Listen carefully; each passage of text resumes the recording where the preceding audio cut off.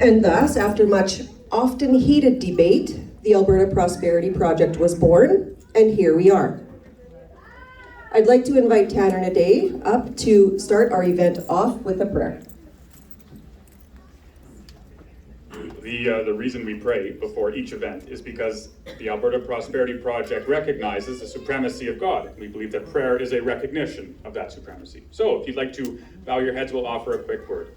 Lord, I thank you so much for this day. I thank you for every individual who was able to be with us this afternoon. I pray that you would bless them and that all of us would learn something today about the future of Alberta. We pray that you would go forth and lead us in all of these things. Give the speakers wisdom today, and might our afternoon be totally blessed. In your name, amen. Thank you, Tanner. So my name is Shannon Packham, and I'm from Patricia, Alberta. It's just a little bit east and north of here. And I am a teacher. I was a teacher, but I have not been inside a classroom since the end of February of 2020. And it was at that time that I realized that if you're not willing to stand up for what is right, then you also have to understand that you are part of the things that are wrong. And I think it's time that we all started to dig deep and help make things right. Thomas Jefferson once said, "Whenever you do a thing, act as if the whole world is watching." The Alberta Prosperity Project has suggestions for our province that will indeed have the entire world watching. Pardon me.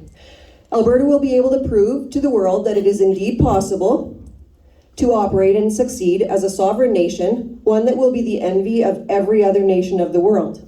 And you're skeptical, I get that. That's why we're here. We have an amazing lineup of speakers here today that will help you see the possibilities and provide you with the information that you will need that will help to sow the seeds of change and sow the seeds of hope so that we can all understand the possibilities that we will have for success, freedom, and prosperity within a new Alberta built on integrity and hard work. So this is how our events go. We have 3 presentations. 3 gentlemen will come up here and give a presentation, and then we will have time set aside for some questions and answers and things like that. We have membership table when you came in. There's a petition on the membership table as well. Dennis will talk on that a little bit later, what the petition is all about. The memberships start at $20. We also have a student membership for 21 years and under. It's $20 for 3 years. We also have merchandise on this side of the room. We count on membership sales, merchandise sales, as well as donations. That's how we have been traveling around this province since February the 18th, helping to spread the word of how we can gain freedom and prosperity through our independence. I need to point out that the exit is going to be out that door and then down the stairs if there's an emergency. And there's a lot of little children out there. It's Kidpreneur Week, Kidpreneur Day. So they've made all of those things out there and they are for sale. Those are the children that are in the homeschool program, and they do their homeschooling right here in this room. They've made all of those crafts and the things out there, and they're selling them, learning how to be entrepreneurs and how to be self-sufficient. So if you can support them, that'd be great as well. But also support us.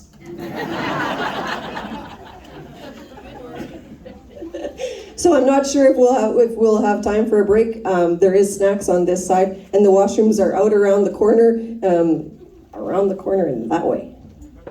Just around by the children. Just buy something on your way to the bathroom and then come back. So, our first presenter. I don't even know where he is in this book. It's here somewhere. Bear with me. I should know this anyways, because I say it all the time. Our first guest, a resident of Edmonton, educated for over 17 years, not at the same time, but 17 years total, at the universities of Alberta, McGill, and Stanford. He's a recently retired 30-year heart and lung surgeon and critical care specialist. He's known as the North American pioneer of heart and lung transplants, implementing the first heart and lung transplantation program in Western Canada, performing the first heart transplant in 1985, and the combined heart and both lungs in 1986. The success of his programs grew to be the largest and most successful in Canada, and one of the largest programs in North America. He has been recognized with numerous awards for excellence in medicine as well as in community service. He's an exceptional community leader and a brilliant mind, and he has always advocated for the health and well-being of the people. He is a key driver of this project as our CEO, and on top of all of that, he has had tremendous influence in the political influence in the eras of Premiers Getty, Klein, and Stelmach. He is here to talk to us today about pardon me, Alberta's prosperity and freedom through independence. Ladies and gentlemen, Dr. Dennis Modry.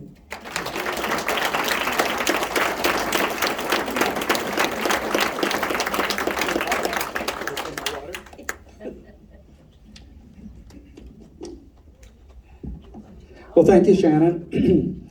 And thank you folks so much for coming out this afternoon. Is everybody in a good humor today? Yeah? Is there anybody not in a good humor? Raise your hand.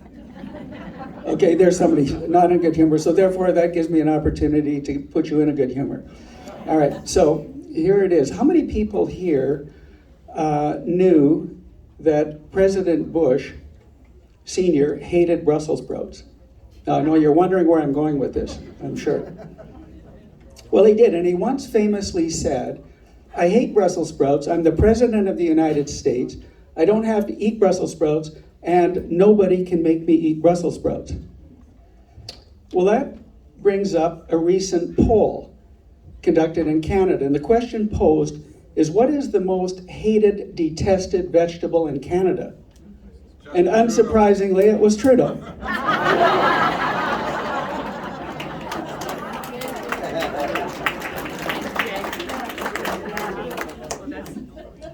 All right, so I don't know if that put you in a better humor or not, but I hope it did. Well, I like to pose some questions just to get a sense of where everybody's at. How many people are pleased with the performance of our federal government? Raise your hand. All right. What about the performance of our Prime Minister? All right. All right. Then you're pleased with the performance of our Prime Minister? Yes, if our aim is to change things, we've got an environment where we can finally change those things. I understand what he's... themselves completely, and I'm thankful for it. Right, he's given us a segue into change. There's no question about it. And interestingly enough, some of you may know that on January the 4th, an Angus Reid survey conducted in Alberta demonstrated that 73% of Albertans are disillusioned with the federal government. Makes you wonder what the other 27% were thinking. I think they're just disillusioned, period. Anyhow, what about the performance of our provincial government? Is anybody pleased with the performance of our provincial government? Well, we know the sentiment of Albertans with respect to the leadership of our provincial government, and that's been made abundantly clear of late. But it brings up a point, and that point is people aren't happy with government. And there's a lot of reasons for that, whether it's corruption or making promises that they don't keep, fiscal mismanagement, or frankly lying. And it reminds me of the comment by Friedrich Nietzsche, who once said, "I'm not upset that you lied to me, I'm upset that from now on I can never believe you." And isn't that the sense that we have as citizens with respect to government at almost all levels? Which also reminds me of the woman who was really upset one day and she needed to go to the confessional. And she said to the father at the confessional, she said, "Father, please bless me, for I have sinned. Last evening, I killed a politician." And the father said, "Oh, my daughter, I'm here to listen to your sins, not your community service."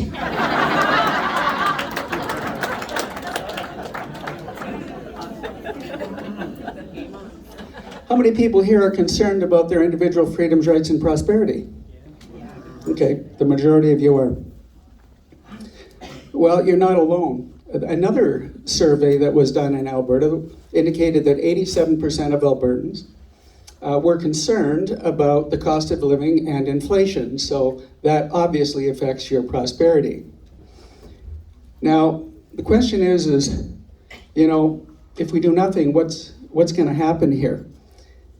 Well, it's pretty clear, it's pretty obvious that we are facing an existential threat to our very way of life, to our individual freedoms and rights, and to our economic well-being if we do nothing. And it's not often that we know the future, but we do know the future if you just look and see what the politicians are telling us and what you're seeing in the mainstream media and the pronouncements by the World Economic Forum and the United Nations. We know what's coming. We know we're going to lose our sovereignty, for example. In fact, Trudeau has once said, Canada has no identity, so we're going to be the first post-national state, meaning that we will be subservient to the dictates of the World Economic Forum and the United Nations. That's his opinion. My opinion is that, and I would bet that everybody in this room feels as though if Canada has no identity, I can assure you that Albertans have an identity and a national pride, and we'll show that to the world. Now, the thing is that, what are we going to do about this? The Alberta Prosperity Project is really all about uniting Albertans, businesses, and organizations to protect their interests, their individual freedoms and rights and prosperity by charting a new path forward. And what is that new path forward? What can it be? And there's a couple of ways we can approach this. Now, but before I get into that, let's just touch on a couple of things in relation to freedoms and prosperity. Now, how many people here, just by a show of hands, would like freedom from being overgoverned, overregulated, and overtaxed? All right. See, this is an exercise program. How many people would like freedom from wokeness, cancel culture, and critical race theory? Once again, use your other hand. You know. Or two hands, you'll get twice the exercise. And what about freedom from the Great Reset? How many people would like that as well? There you go. All right. Look at the freedoms that we've lost. We don't really have freedom of speech anymore. You've seen what it's like to have a conversation with someone with whom you disagree, or they disagree with your perspective on politics or anything else. And they may well refer to you as a racist or an imbecile or something similar. And look at freedom of movement. We still don't have freedom of movement. How many people here have not traveled out of the country for the last couple of years? Right, exactly. And what about, this is an interesting one. What about freedom to own and enjoy property? How many people here own their homes without a mortgage? Wonderful, I'm glad to see that. However, if you think you own your home, just don't pay your property taxes and you'll find out who really owns your home. That's the point. We don't even have property rights, but we could, and we know how to get there. Now, what about the freedom of families? This is a really important one. And this particular room really sort of puts it in sharp focus, given what I learned earlier about homeschooling. But what about the freedom of families to be the moral, cultural, and spiritual pillar of society, to pass on to future generations knowledge, critical thinking, accountability, responsibility, a work ethic? Not in Quebec. Not in Quebec. Well, if your kids go to the public school system, you have, as parents, lost control of them in terms of those values and principles and beliefs, etc. So let me touch on, I know everybody has a sense of the Great Reset. I just want to touch on a couple of highlights to put this in perspective, because it paints the picture of what our options are in the future. So very simply, the Great Reset is a highly influential program by the world elite of the World Economic Forum and the United Nations under a contract signed called Agenda 2030 to reset the global economy and restructure society, the very fabric of how society operates, by using banks, governance agencies, and environmental governance and social metrics to control billions of people. And this is the way it'll work. So you already know about the digital ID, right? So that's coming and it's being trialed. Apparently the request for proposal has already gone out in Alberta. I don't know if the contract's been signed or not. So a digital ID. Then the next will be a digital currency. And if you think that the folks who donated to the truckers and had their banks frozen, and there was some communication to the banks, the digital ID will the digital currency will allow the government to do it directly into your bank and control whether you have access to your own funds. Now, in addition to that, you'll be given a social credit score based on your compliance with environmental, social, and governance metrics. So therefore, what's coming is that you will be pinned, categorized, tracked, and controlled in everything that you do. What you buy, how much you buy, where you buy it from.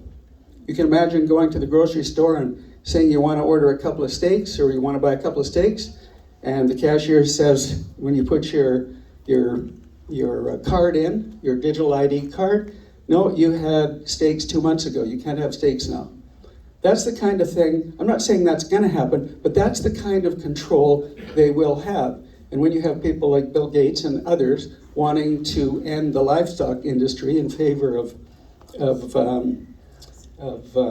vegetables, etc. Speaking of vegetables, but in any case, that's the kind of thing that is potentially out there.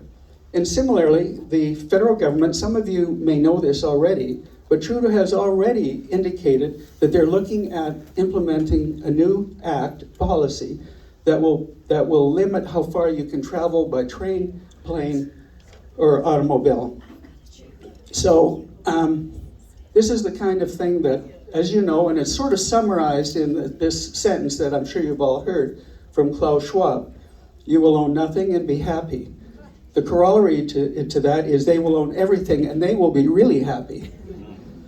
So where do we go from here? From a prosperity perspective, we're seeing the potential end of our energy industry. Jack Mintz, for example, indicated in a November 11th past year article. Jack Mintz is the chair of public policy at the University of Calgary.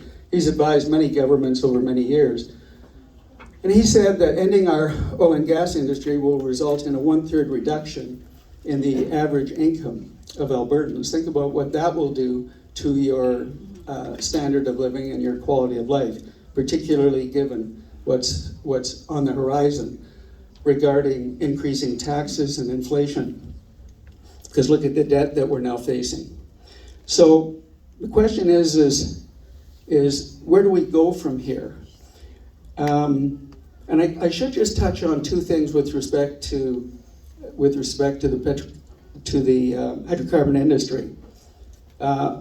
Many of you will probably know this, but how many of you know who Patrick Moore is? Oh, yeah. A number of you do. So Patrick Moore was one of the founders of Greenpeace. He's written a couple of great books that really dismantle the climate argument, if you will. But one of the things that's really important to understand is that not one in over 100 years apocalyptic prediction has ever occurred. Not one.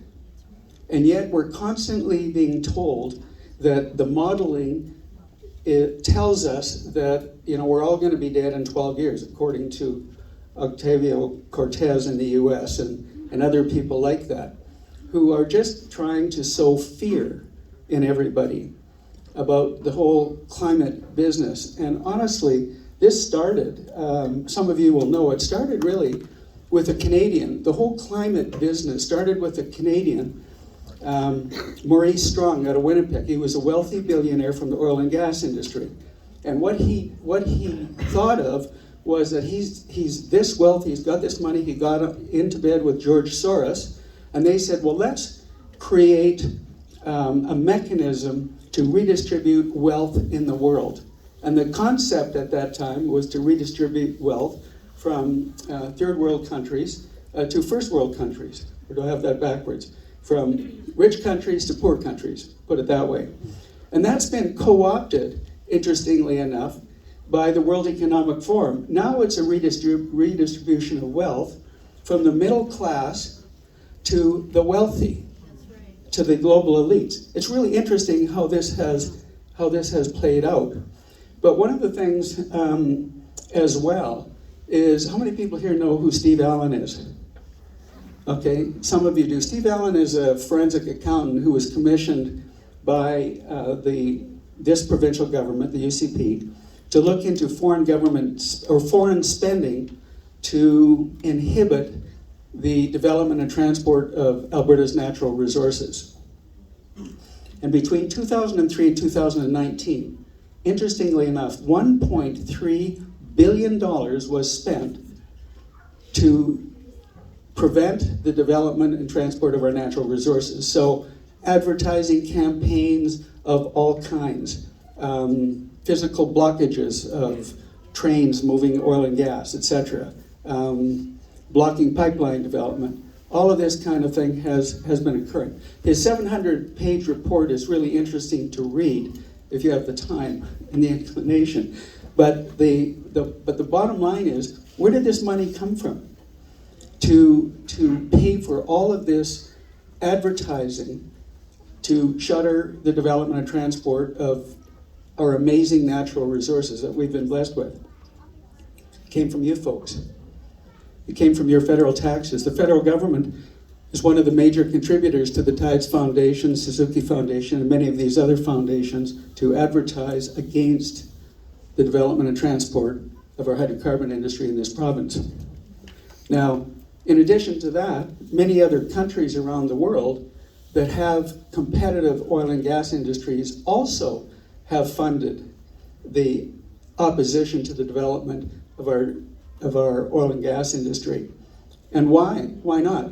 Well, because it's a competitive world out there. And if you shutter the world's third largest oil resource, then other regions will do better. It's really not that complicated. It's pretty simple.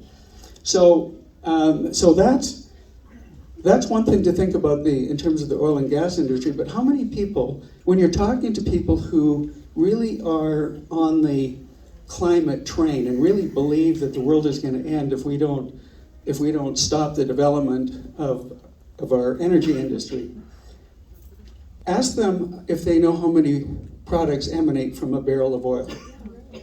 It's over 6,000. Everything from clothes to contact lenses to the roads we drive on to that which wraps electrical cables, medications, aspirin, Tylenol, anesthetic agents. I mean, all kinds of things. And we'd literally go back to the Stone Age without the oil and gas industry. So the question is here it is, we're losing our freedoms progressively. We see what's coming. We understand how our prosperity is going to be further compromised by shuttering our energy industry. And you know, the process, by the way, we're number one on the hit parade from the World Economic Forum, the United Nations, meaning that Alberta will be the first region to be shuttered. All the other nations are staged in a way in which presumably poorer nations, like China, for example, and India, for example, and I've got nothing against China and India per se or the people there, but the concept is to shutter our energy industry because we were an easy target. We're an easy target. So shutter it first. That was the idea. And by 2030, according to the federal government, we need to have a reduction of 42%. And by 2050 or before, it's all over. No more energy industry. And it's just not practical. And I think, there are now a lot of scientists have been talking about this, and there are many more that are coming, and I think it's you know, the way you deal with this is you change the government, because this is all poor government policy. Now, so here we are now, and we've got options ahead of us. And there's, in order to fix our circumstances in Alberta here. So what are they? Well, one is the do nothing option, and some of you may have heard me use this metaphor before. The do nothing option is like Alberta, consider Alberta as a canoe on the Niagara River. And you're the inhabitants of that canoe, and you know which way that canoe is going. And you know what will ultimately happen. At some point, you have an opportunity to paddle like crazy and get to shore. At another point, you're going over the falls into the abyss of the Great Reset. That's what's coming if we do nothing. So what are the other two options? Well, one is, can we fix Alberta's circumstances in confederation, or do we need to chart a new path forward as an independent nation? So, by a show of hands, how many people here would prefer that we fix Alberta's circumstances in confederation, meaning that we retain our wealth and we control our own programs, unfettered by the federal government? How many people would prefer that? Okay, quite a number, and that's good. And how many people would prefer that Alberta just become a new sovereign independent nation? All right.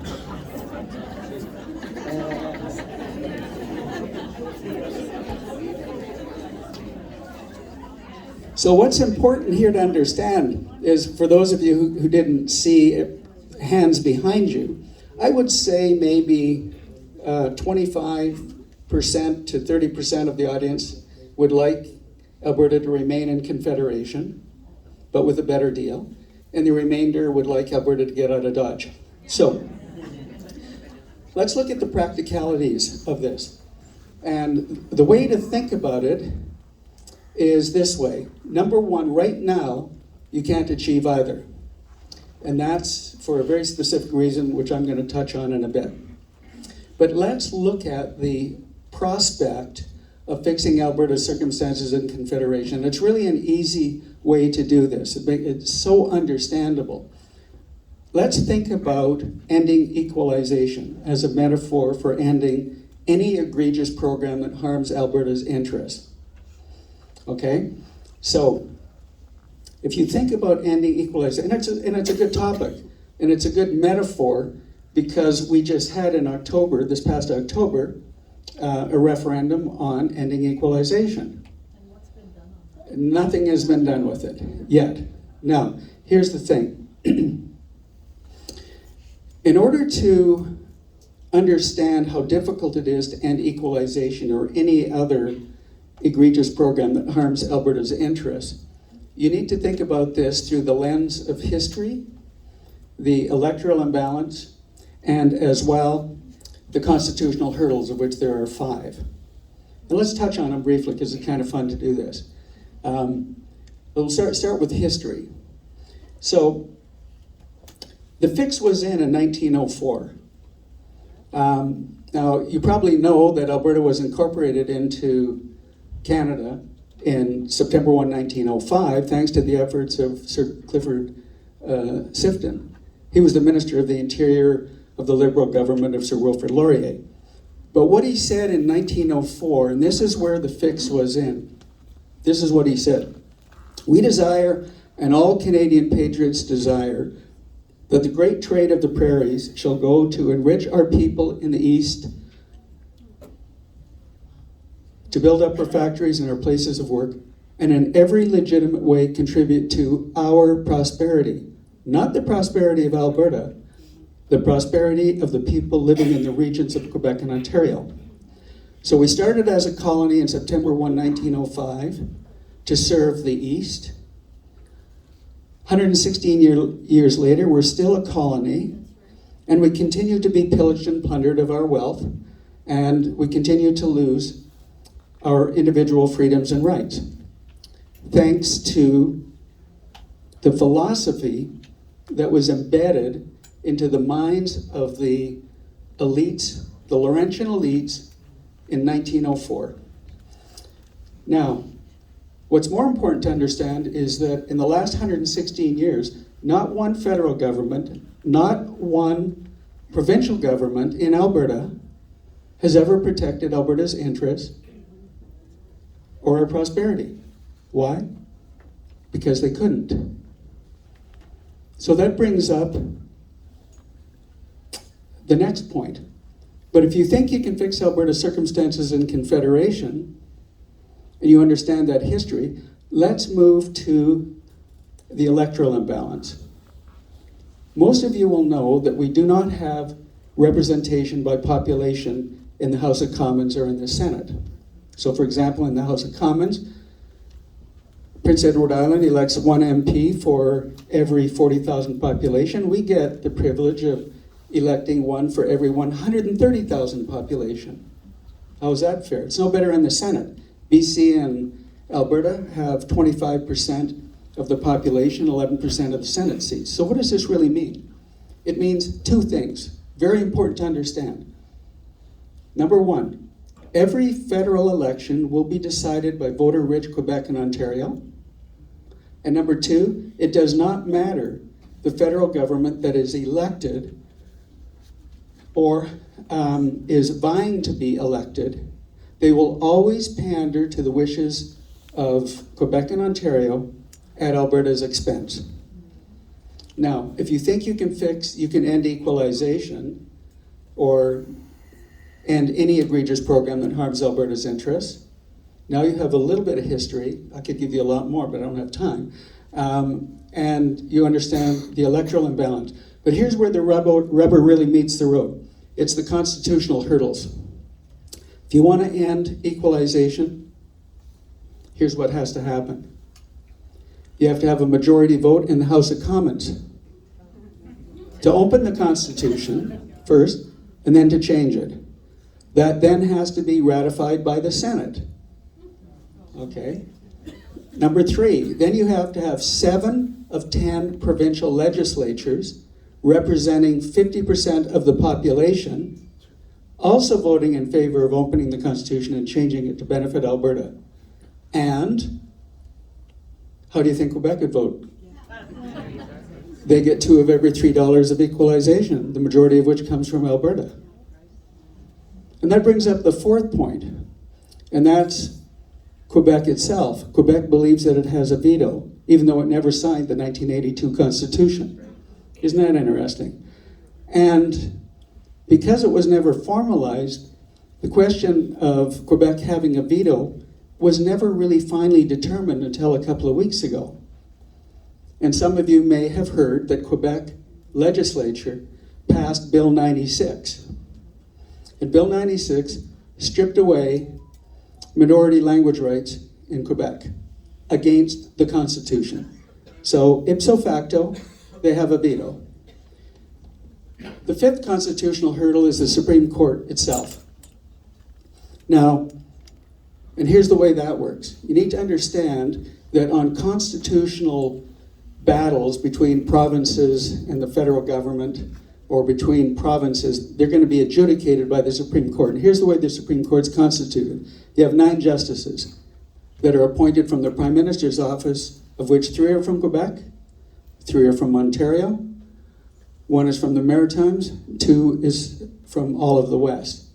So how do you think a Supreme Court will rule in favor of Alberta to end equalization or any other egregious program when it's being fought by the federal government and other provinces? It's pretty unlikely, isn't it? But you know, here's the evidence to prove what I just said. And that is the carbon tax. The Supreme Court had to twist itself into a pretzel in order to approve a carbon tax totally against, I think it's Section 92A of the Constitution, which gives provinces the ability to develop and transport their natural resources. Completely abrogated by, well, I'm sorry, I made a mistake there. It's really Bill C-69 and Bill C-48 that limited that. But in addition, though, the carbon tax does exactly the same thing. In other words, it abridged Alberta's rights still by imposing that on us. So, and finally, the last point to be made is this, and that is that there have been two previous attempts to change the Constitution. One was the Charlottetown Accord, and the other was Meech Lake, and they both failed. So, in other words, to summarize that, to fix Alberta's circumstances in confederation is really a difficult challenge, if not impossible. But so is Alberta becoming a new sovereign constitutional republic. But here's the way it can work, and this is the only way it can work, is that Albertans of both paradigms, those who want Alberta to remain in confederation with a better deal, but those who want Alberta to get out, need to come together. You need to come together and give the next government the negotiating power that it needs, the leverage that it needs to chart a new path forward for Alberta. And the only leverage that can work, and leverage, by the way, is a business term primarily. Power is a political term. Negotiating power is also a political term in this context. And the only way you can give the next government that negotiating power is with a successful referendum on independence. So one of the things that we're doing, we have a petition that you can sign, which will force the government to hold a referendum on independence. I hope you'll sign it. So here's the way it would work. You elect a government in 2023 that is committed to protecting your individual freedoms, rights, prosperity, and self-determination, and will hold a referendum on independence.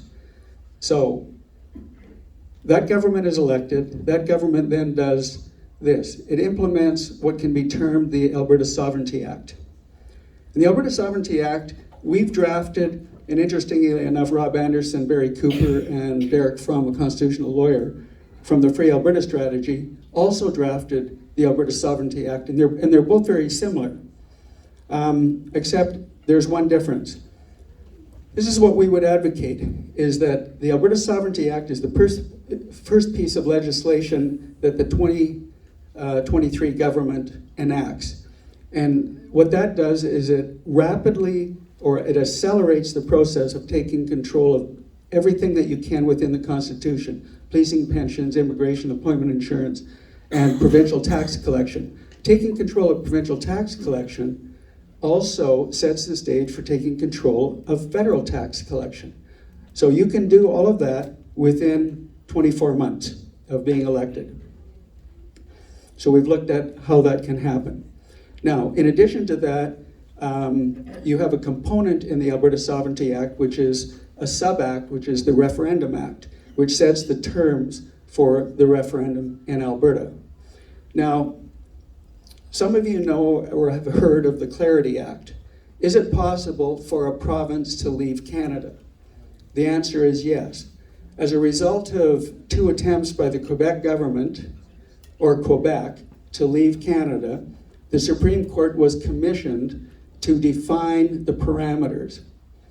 And the parameters are this. There are three things that need to happen. Number one, you have to have a referendum that's based on a clear question. There has to be a clear outcome, and then you have to negotiate. So, think about this. In 2025, a referendum on independence occurs, or it could occur before that. So you have a referendum on independence, and it's successful. Now you have an obligation to negotiate with the federal government for a period of 6 to 12 months, not dissimilar to Brexit.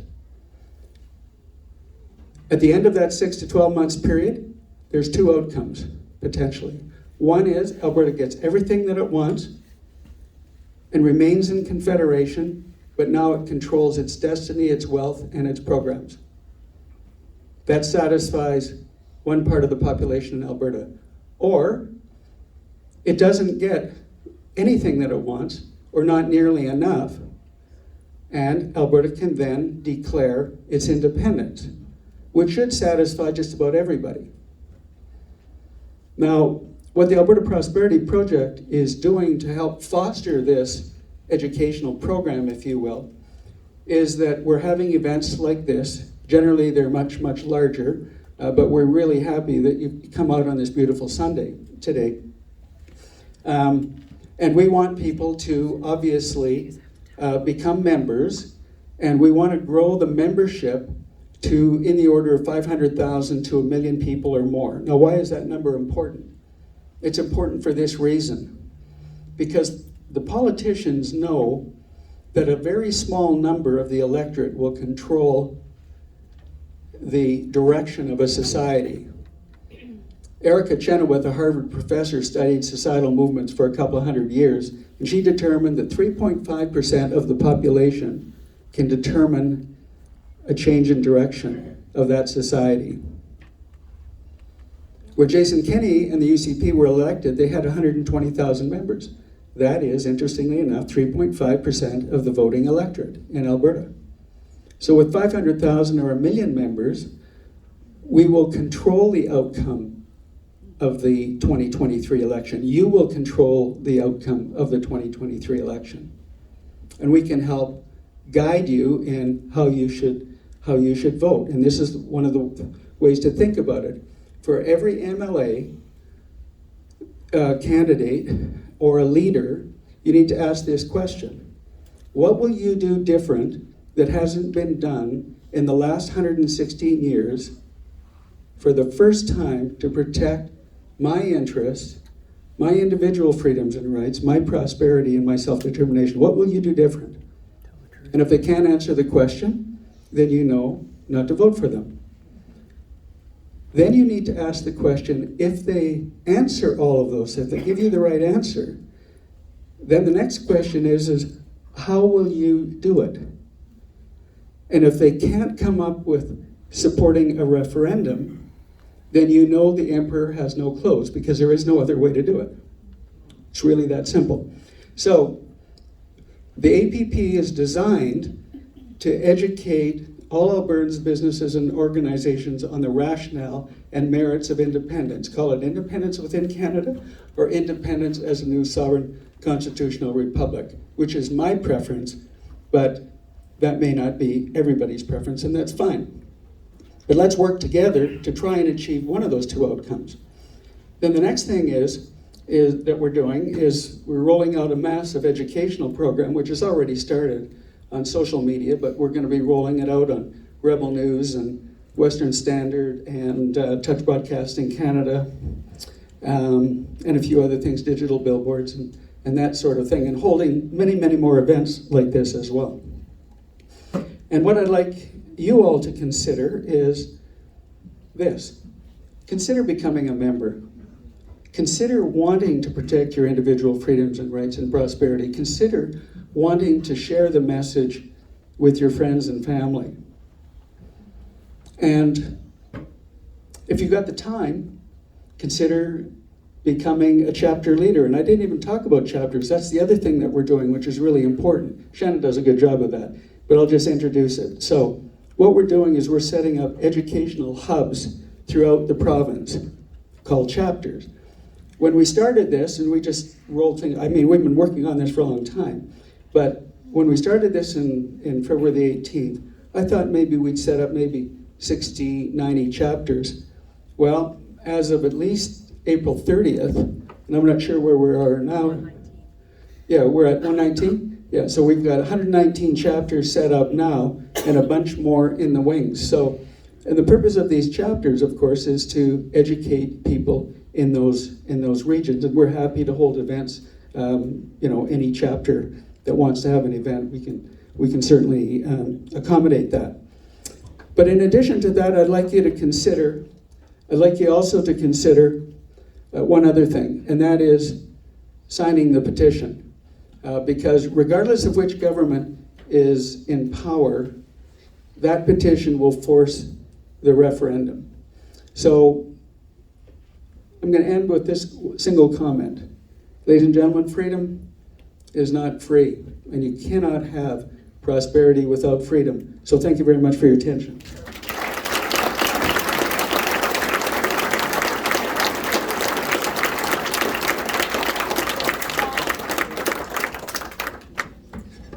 Thank you, Dennis.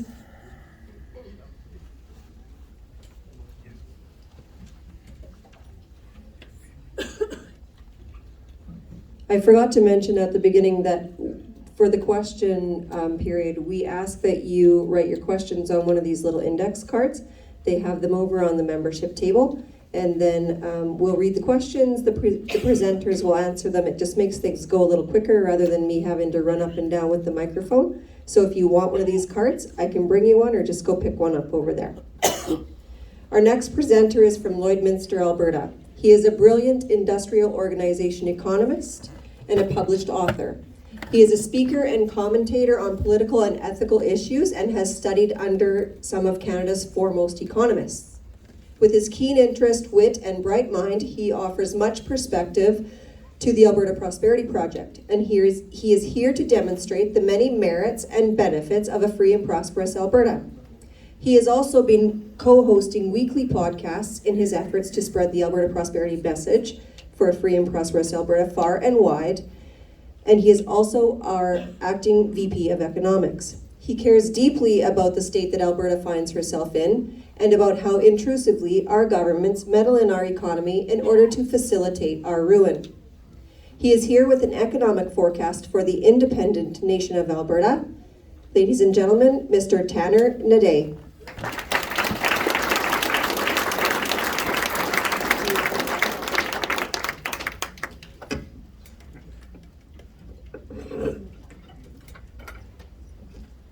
I'm a little taller. Thank you all so much for joining us this afternoon. Dennis has been away for a little while, so it's fantastic to have him back. How he remembers all of this information without notes is beyond me. I wouldn't dare. But to start, I'd like to tell you just very briefly describe for you the present state of Canada with a short joke. So, you could just describe the state of Canada, and that would be the joke. But so the Prime Minister is out campaigning. And sure enough, he arrives in Alberta, and he's, speaking around and so on. And he arrives in just this beautiful, stunning private jet. It's gorgeous. Plush leather, it's gold-plated, it has the works. It's lovely. And those who had gathered to receive him, to receive the Prime Minister and his arrival, of course they go, wow, Mr. Prime Minister, this jet is gorgeous. It's stunning. Absolutely, it's lovely. What a beautiful machine you have. And the Prime Minister, he replies, he says, yes, and if you work hard, and if you put all your hours in, and if you strive for excellence, next year, I'll get another one. It's true. I like that one. So, to the economics. The delightful thing about economics is that it's real. I mean that insofar as economics describes the state of reality, and it can be verified by our five senses. So it might be that I present an economic theory, but if it does not harmonize with reality, then the theory is nonsense. And you can prove that, obviously, using your senses. So for example, the laws of economics state that if I restrict the supply of something, all else equal, the price of that thing will rise in order to counter the shock to the system. And again, you can verify this. If I take watches, for example, in my hand, if I took this watch and I restricted the supply so that there was only 2 or 3 watches available in the whole of Canada, well, the price of this watch would rise. If, on the other hand, I flooded the market with this particular watch, well, then its price would drop. There'd be more available, more competition, and it wouldn't be seen as valuable as it was before. Now, in this, broadly speaking, there are 2 economic policies that can be adopted by a governing body. One is the policy of acting harmoniously and congruently with reality and the laws of reality. So it's the policy of free enterprise, low taxation, restricted fiscal expenditure, and non-invasive regulation. And it was, and it is, the policy that was adopted during the most glorious advances of technology and freedom and prosperity in the catalog of human history. But there is another policy a governing body can adopt. The other policy, and the one which, as we know, presents a devastating danger to Albertans and Canadians as a whole people, is the policy of acting disharmoniously and incongruently with reality. It is the policy of socialism. It is the policy of the Canadian federal government, the present Canadian federal government. It is the policy of high taxation, hard and heavy regulation and regulatory laws, restricted ownership, the annihilation of our freedom, and the abolition of property rights. And it is, and it was, and it is now the policy that has been adopted. And it was the policy that was adopted during the most lamentable and oppressive times in human history. Now, we might think that socialism can only announce its presence with an explicit invasion into our bank accounts. That is, we might think that socialism is only clear and present if our private assets are seized and, quote unquote, everyone owns everything. But that's not true. Socialism can infiltrate our society through other ways, like chewing down a nation with debt and deficit and bankruptcy, until the individuals in that nation are forced to capitulate to the hand that simultaneously oppresses and saves in Ottawa. You see, they create a crisis, and then lo and behold, there they are to save us from said crisis. Let me give you an example to demonstrate what I mean. And this is a true story, by the way. I have not fabricated this story at all, and I'm not exaggerating. The numbers are correct, and the story is as well. So there was a young couple, both of them working, and as far as I know, continuing to work at a grocery store. And obviously there's absolutely nothing wrong with this at all, right? I'm of the opinion, I believe the APP is also of the opinion, that it is the humble and often thankless jobs, whether in grocery stores or janitorial services and so on, other mediums of work, that produce the highest and kindest and most valuable spirit-filled men and women in the country. But nonetheless, so this couple is, or was, working at a grocery store. And one day they entered their bank. They entered their bank and approached their mortgage officer, the relevant individuals. And so this couple began to explain their situation. Beautiful home had captured their eye, right? This beautiful yard had captured their attention. Stunning, apparently. This home, as far as this young couple was concerned, I'm talking mid-20s, low to mid-20s sort of thing. As far as they were concerned, was perfect. But there was one problem. It's the price. The price of the home was $900,000. Now, you know, and I know, that the rules of economics state it's simply unfeasible for a young couple without sufficient capital accumulated to purchase a home of such splendor. This is not an elementary purchase, of course. This is a massive, massive undertaking. The federal government, however, working in conjunction with the bank, does not and did not share our reservations. They do not abide, you see, by the rules of economics, and they do not abide by the rules of reality. So if it were you and I operating the bank, we would have, difficult as it might have been, rejected this application for a mortgage, because that's what the reality demands. However, the reality of this situation is, when the couple formally applied for a mortgage, they were accepted. Because why? Predominantly because the federal government, if you can believe it, is backing the loan. They're acting as co-signers. You see? They've encouraged would-be renters, individuals in society who, because of their present conditions and capital, etc., would-be renters, they have moved these individuals into the home ownership market. But they shouldn't be there, not yet. You see, it's not me being harsh, it's a fact of reality.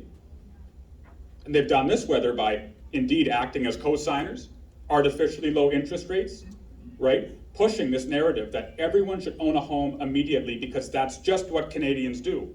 And it's a fine dream to have. But again, it must be grounded in reality. And it's not. Now, I don't know what has become of this couple. This happened almost a year ago. I do know that the mortgage was a variable rate over 5 years. I believe it was 5 years.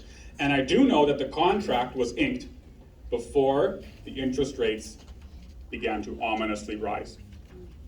So, God forbid they default, but should they default, what's going to happen? They're going to have to rely on who? The government, in order to provide for their sustenance. And so you see, government has created this artificial market. They have navigated around the bounds of reality, or so they think. And then when reality comes crashing down, there is the government to save this individual, to control these individuals. Or what of the stock market? So if you endeavor to investigate the bailouts that accrued as a consequence of COVID, or so government said, you will find some fascinating things. When our government, initiated its plan to spend their way out of this mess, this monstrous hydra that's now engulfed Canada, at the very beginning of all of this, Austrian economists, actually just economists in general for that matter, they began to cry foul. Right? They cried that inflation would be a terrible, terrible consequence of such policies, and that the federal government of Canada, promising that their appetite to spend was in no way injurious or dangerous to Canadians or Albertans, was a direct rebellion against the laws of economics and the laws of reality. But the fact of the matter, of course, is that those naysayers were mocked, right? If you said at the start of all of this that inflation was coming, well, the socialist, the heavy-handed bureaucrat, all of them replied, for example, we don't see the price of goods in grocery stores rising. Businesses, are still trading online and so on. We don't see these supposed consequences of this apocalypse that you're predicting. Where is the inflation? Where is the inflation, they ask. But they're looking in the wrong places, you see. The wonderful thing about reality, well, to some it's wonderful, to some it's dreaded, but the thing about reality is that bend it, twist it, try to break it, do whatever you want. Hold it back if you want, or if you want to try. But soon, no matter what, it will snap back in your face. Right? One can deny reality. You can try and deny economic reality. And perhaps you could deny it for a month, or 2 months, or a year, or 2 years. Try as you want. One can hold all of these dogmatic and ideological ideals about socialism and spending and big government, etc., etc., etc., but reality demands that its debt be paid, always. So in this, of course, you go to the grocery store and inflation is soaring. Prices across the country are soaring. And make no mistake, there are other reasons for this too, of course. The supply chain crisis. You look at, this is just a quick aside, I was recently looking at a picture from space of Singapore, where, as you know, Orwellian lockdowns are in full swing there. But I was focused predominantly on the ports at Singapore. And I'm not exaggerating when I say that there are thousands of cargo ships just sitting outside of Singapore, not moving. And they're not going to move for a long time. They're just sitting there waiting to be loaded because the docks are shut down. Nothing's moving in or out. And so you see what's coming. But the inflation that I'm talking about is monetary inflation. It's prices rising as a consequence of printing and printing and printing some more money so that the value of money itself sours to nothing. You see, and this is also an aside, but it's important we understand this. When you listen to MLAs or MPs or other politicians, here's what they tend to say. Or here's what they tend to imply. That inflation and high prices are the same thing. They're not. By simultaneously arguing that they are the same thing, by making the two equal, the politician, you see, is able to excuse himself from the mess that they have created. But when you separate the two as you should, monetary inflation, which simply means increasing the money supply, and high prices, well, then you can become and are precise with your definitions. And you can more clearly, appropriately, discuss who has caused what. So monetary inflation simply means increasing the money supply. A consequence of that is higher prices. They're not the same thing. But back to our story about the stock market. So when all of these bailouts started, and as they continued to grow, first the question must be asked, where did the money go? It's true that individuals in society, those who had their businesses locked down or had lost their jobs as a consequence of these lockdowns, right, they could receive a check for, what was it, $2,000 a month? Okay, fair. But the reality is that wasn't the majority of the money that was printed and doled out, not even close. The vast majority of the cash that was printed and the money that was printed went to investors.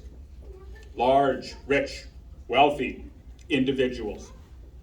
But then the question is, what do those individuals need? Because you see, as the inflation manifests itself in the economy, prices of normal goods rise. Fair enough. But those rich investors, those who received the massive bailouts that government was printing and was handing out, right, like candy, they already have bicycle tires. They already have windows in their homes. They already have lawnmowers. They have all of those things because they're rich, and so they really have everything that they already need. And so then the question becomes, where did the money go? Where do you, as a rich investor, shovel that money? Where does it go to? And so you investigate a little bit and you realize that it goes to stock market. You invest, pump up the economy, right? This is a classic Keynesian term, pump and prime. You prime the economy, you pump it up. And indeed, if you look at graphs of the TSX, and use Dow Jones too, whatever, you'll notice at the start of COVID, or as the shutdowns occurred, of course, the market had a serious correction. And the correction actually might have been a good thing, to be totally honest, but notwithstanding. And then, just a little while after the bailout started, here you can watch the stock like this. And it's unnatural. It's not real. You see, it's inflated. It's artificial. All of these things. But again, reality rules. The fact of the matter is, reality is haunting. And it demands that its debt be paid. And so now you understand exactly what the Alberta Prosperity Project is proposing. I've just told you all about how the current government, the current federal government and provincial governments in Canada adopt economic policies that are incongruent with reality. They try to manipulate reality in order to advance their self-interested aims. So then the APP's counter is quite simple. We are proposing economic policies. We are advocating for economic policies that rationalize with reality, that are congruent with reality, that are real. So healthcare reform, an independent regulatory board for energy projects, slashing current income tax rates to a flat 10%, and introducing a stable, hard currency, whether through currency competition or gold standard, etc. We can talk about that later, or some other means, in order to totally and finally extirpate this hydra of inflation and the federal monopoly on the money supply. Perhaps we'll call Alberta's new currency Ralph Bucks.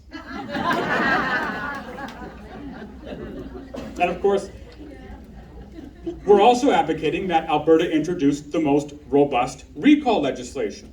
Because you see, it might be that an elected individual, again, puts his own interests, as we expect him to do or her to do, above the interests of the nation, of Alberta, of Albertans individuals.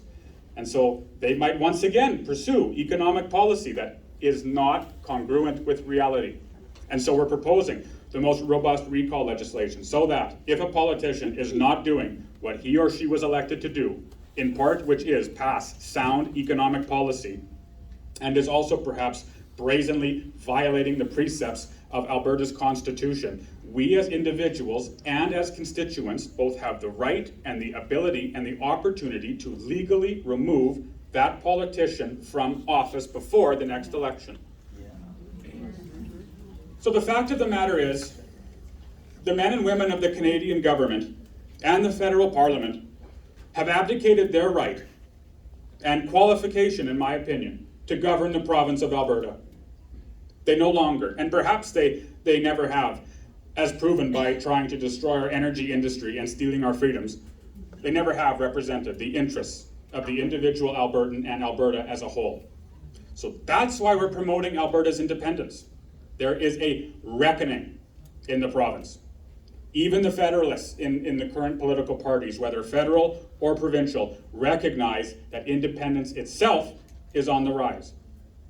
And if properly pursued, if independence is properly pursued and implemented, it will mean the opening of new opportunities, freedom, and prosperity. And it is then that I can confidently state, as an economist, that Alberta will summit the wealth of nations and become one of the freest, most robust, highest per capita GDP earning nations in the world.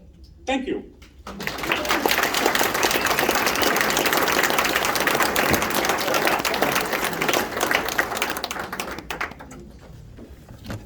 Thank you, Tanner.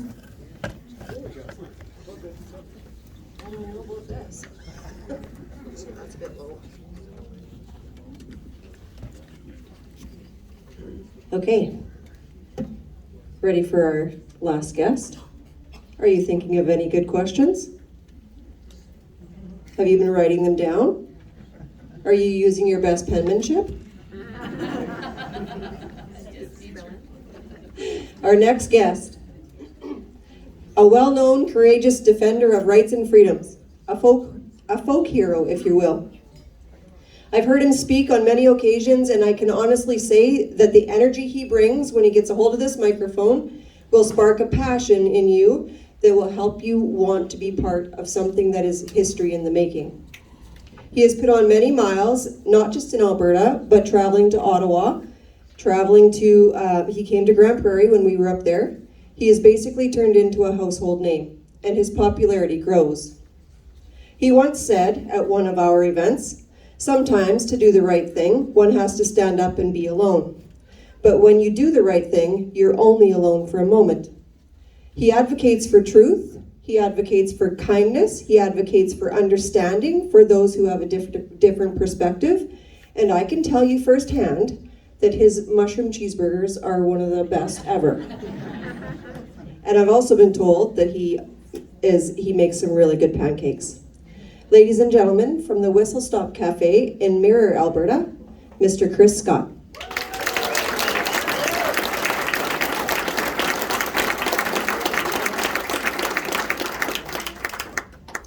Thank you very much, and yes, the pancakes are awesome.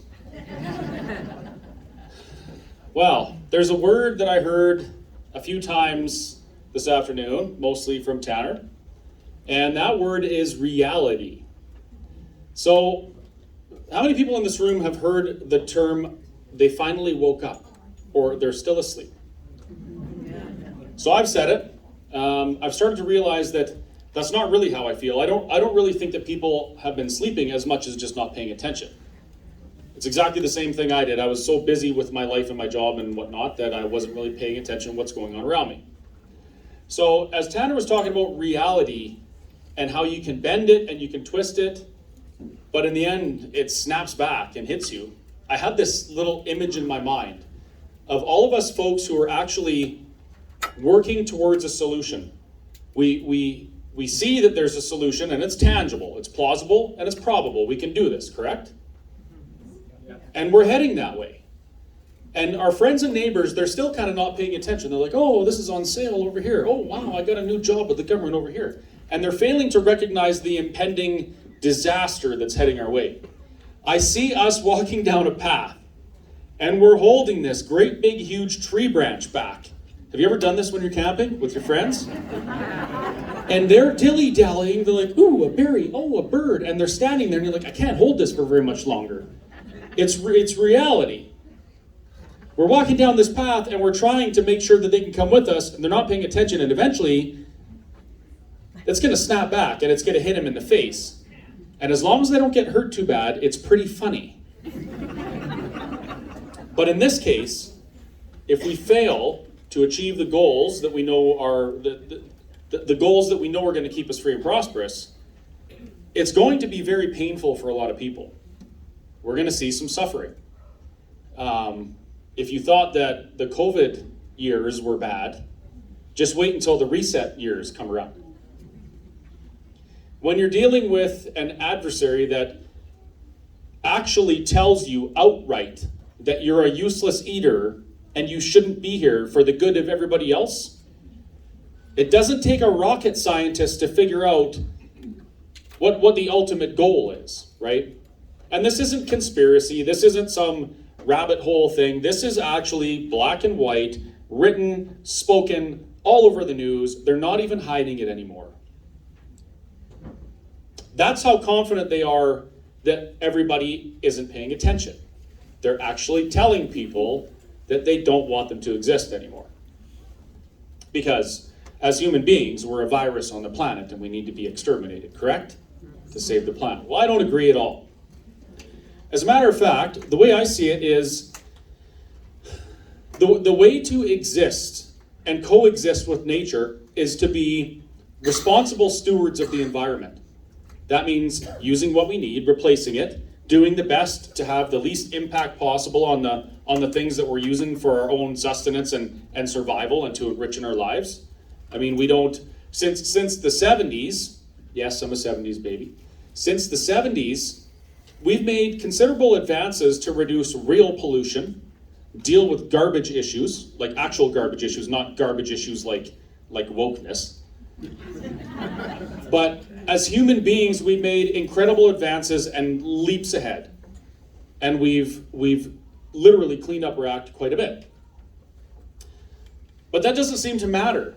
All that seems to matter for those who are in these weird, unelected positions of authority, for instance, the WHO, who apparently is going to start taking more authority in our own country, it's not good enough for them. It's not good enough for them until we don't exist. They don't want a middle class at all. Middle class folks, we consume, but we're also difficult to control because we're not always hungry.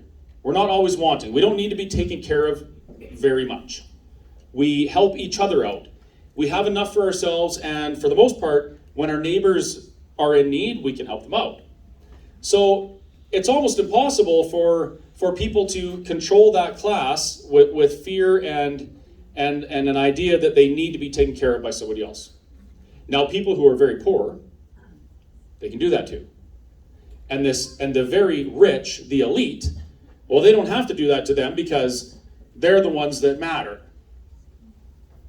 We don't matter to them. Anyway, knowing all that, or maybe you think I'm crazy for what I'm saying, and if you do, I would encourage you to check it out. You can actually read this stuff in black and white. You can find it on the United Nations website, the World Health Organization's website, and the WEF. And if you listen to their speeches, they're going to tell you exactly what I've just told you. So humor me and just accept what I've said as true, and let's go forward thinking about solutions. In the last 2.5 years, I've talked to tens of thousands of people, and that is no exaggeration. A lot of those people have offered up solutions to me that in the beginning sounded amazing. Well, what do you mean all I have to do is not walk across that line in the courthouse?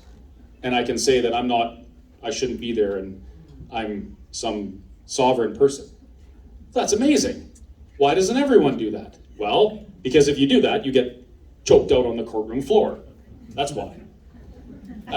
Other people have told me things like, well, Canada's not even a country. It's just a corporation. They don't exist. So if that's the case, all you got to do is say that you're not part of the corporation, and you don't have to live under the law. That's amazing. That's awesome. Well, let's try that. 38 million people in this country. And the vast majority of them believe that the system that we live in is legitimate. It's correct. Now, those people, they elect politicians.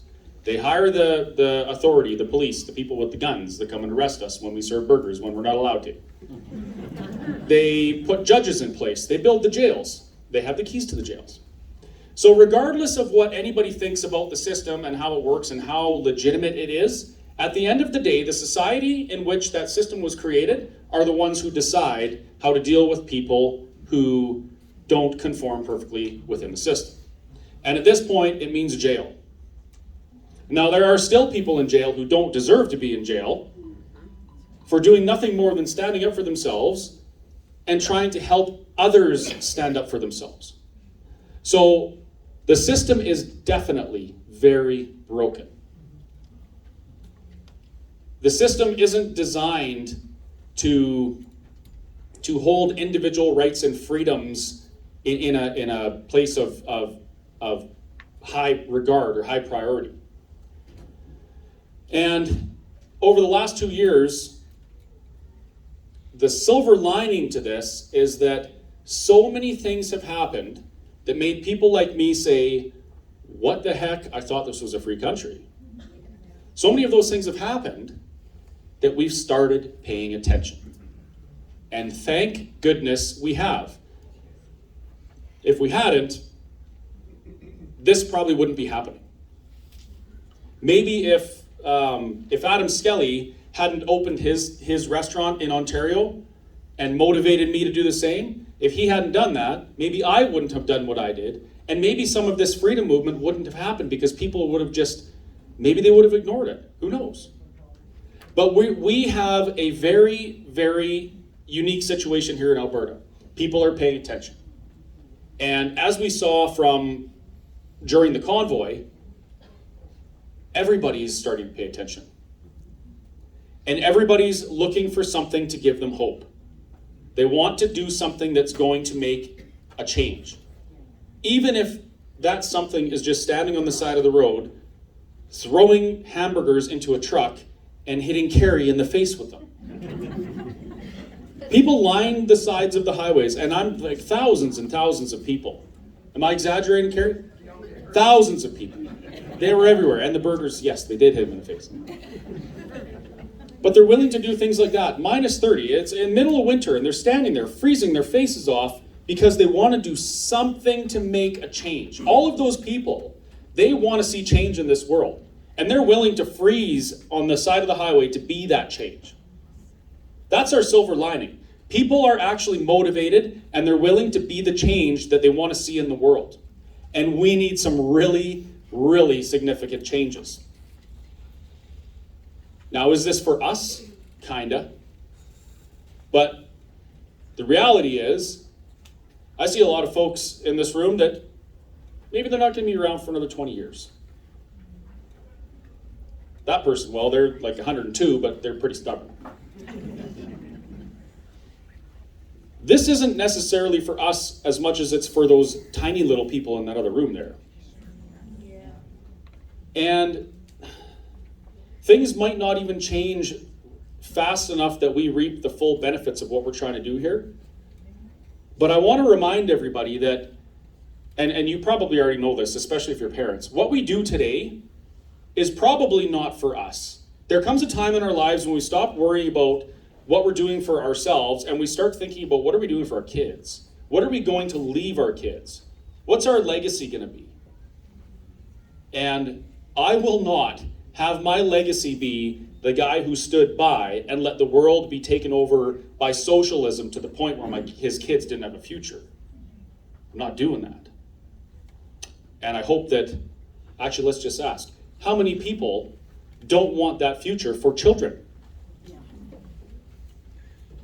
So the guy that didn't put up your hand, wow. Just kidding, everybody put up their hand. So, we know there's a problem. We know what we're fighting for. And we know what the cost may be if we don't stand up and do something now. So, the $1 million question is, what is the solution?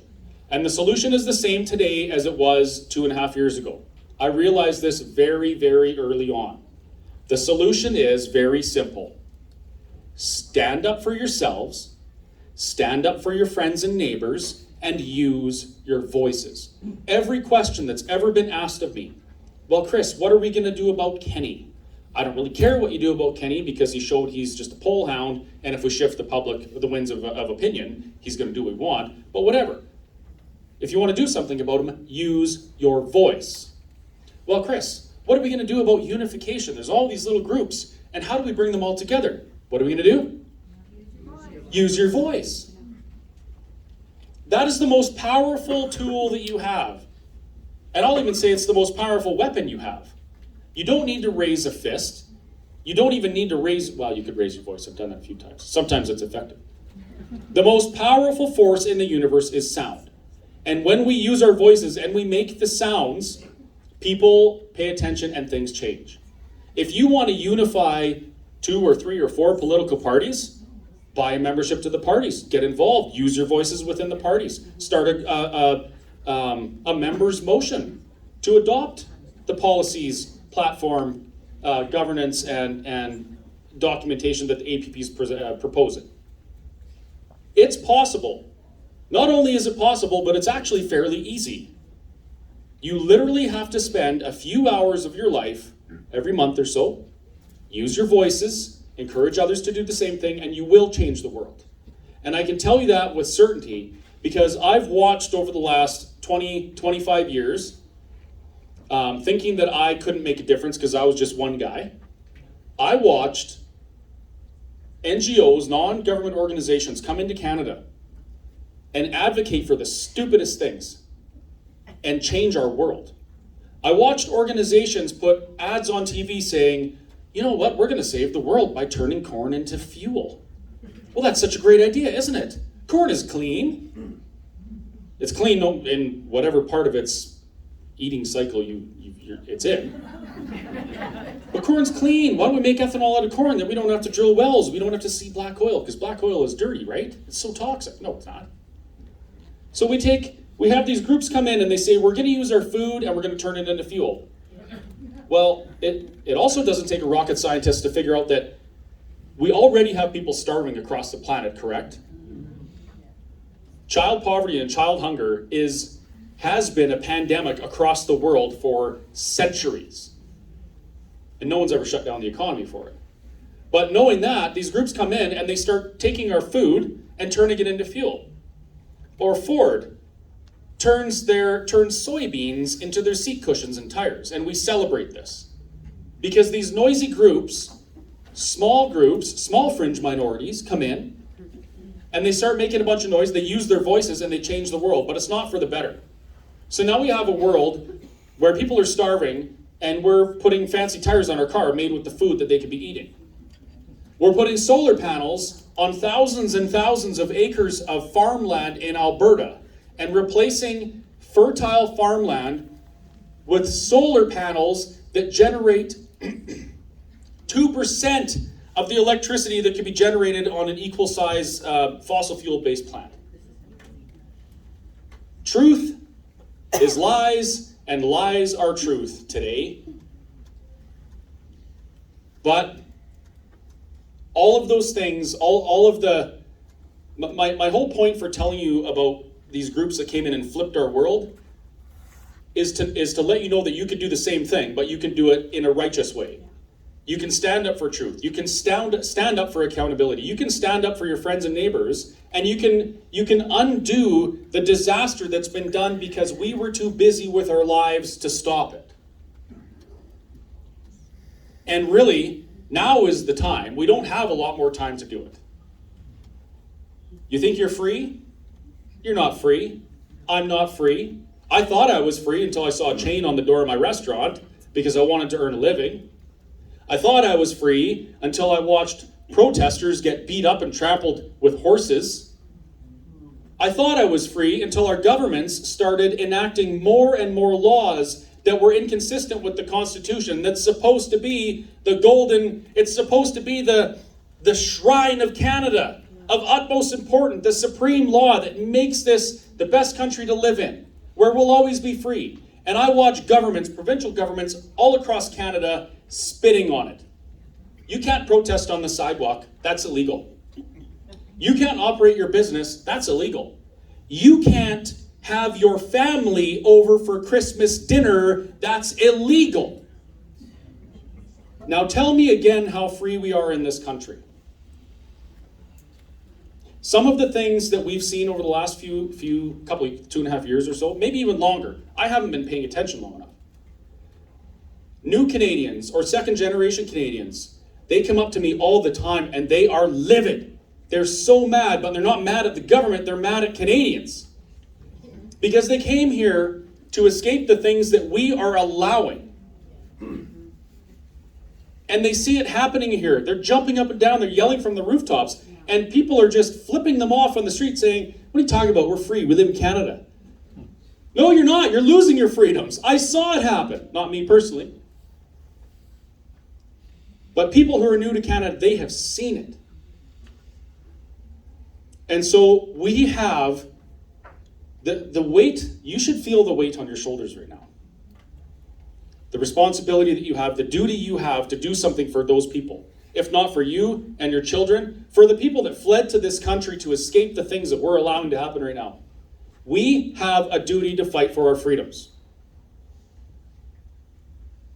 And we also have a duty to very politely and respectfully have conversations with our friends and neighbors that aren't paying attention yet, and somehow reach them in a way where they can start to understand that we are losing our freedoms.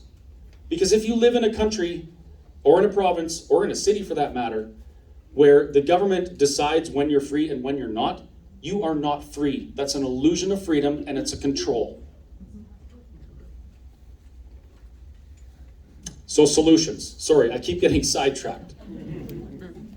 Stand up for ourselves. We joined confederation within Canada of our own free will as Albertans, not me because I wasn't even a thought yet.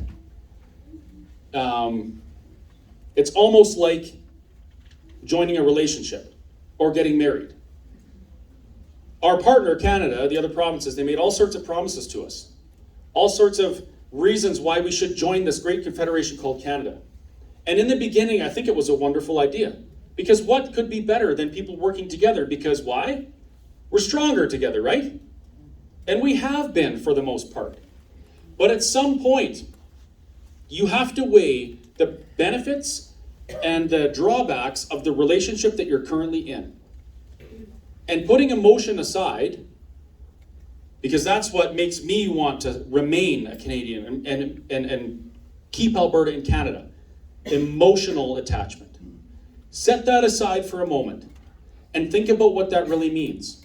To stay in this abusive relationship with a federal government that literally has told you they want you to own nothing and be happy.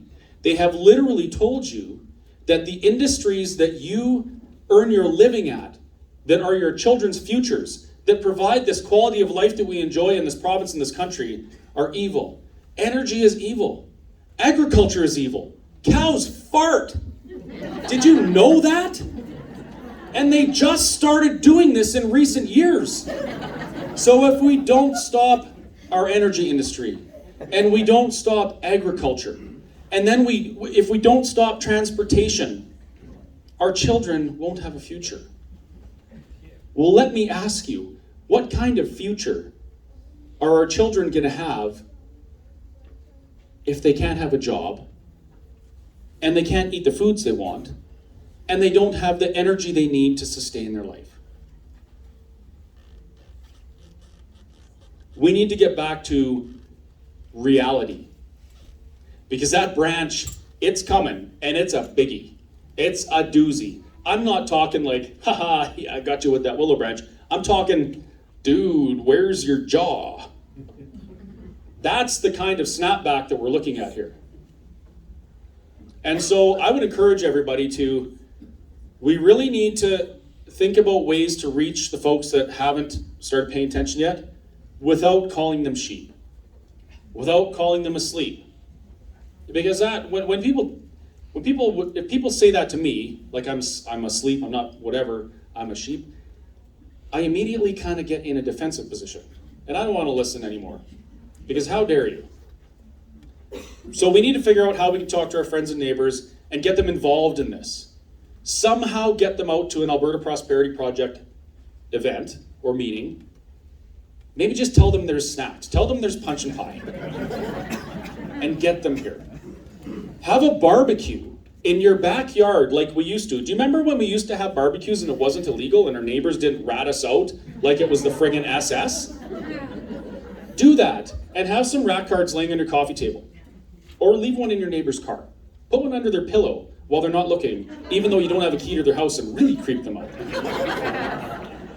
But get the information out there and do it whatever way you can that keeps your friends and your neighbors, or even your enemies, just receptive enough to receive the message. And the other thing, this whole idea that we're stronger together, did you know that everybody kind of in the back of their mind wants to be on a winning team? It's just the way it goes, right? And you'll hear that from time to time in the year going forward. You're going to hear politicians saying, well, they're just small. Why would you want to get involved with that? They're never going to win. Everybody wants to be on a winning team. So I think it's very, very important that every person in this room, before you leave, I want you to ask yourself, do you really need to keep that 20 bucks in your pocket? Or would it be better to be counted amongst the Albertans who believe in a free future, in a prosperous future for us and our children? And buy your membership. Because as that membership swells, as that number gets bigger, all of the sudden more people pay attention. And that's what we're looking for, right? We want people to pay attention. And if we start building this membership here exponentially, and you guys really dig deep, and all of a sudden we have billboards going up, and more people are paying attention, this will snowball into the biggest, most effective, most amazing movement that has ever happened in this country and likely ever will. This has never happened before. It's never been done before. But the time is perfect right now. People are waiting. They want a solution. And we're going to offer them a solution that doesn't involve getting choked out on a courtroom floor or losing your lawyers because you don't believe that they can do their jobs. Real solutions for very real problems. Thank you very much.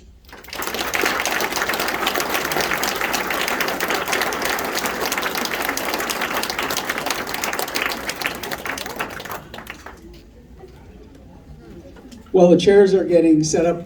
I just want to make a couple comments. You might remember when Ralph used to muse and he used to say,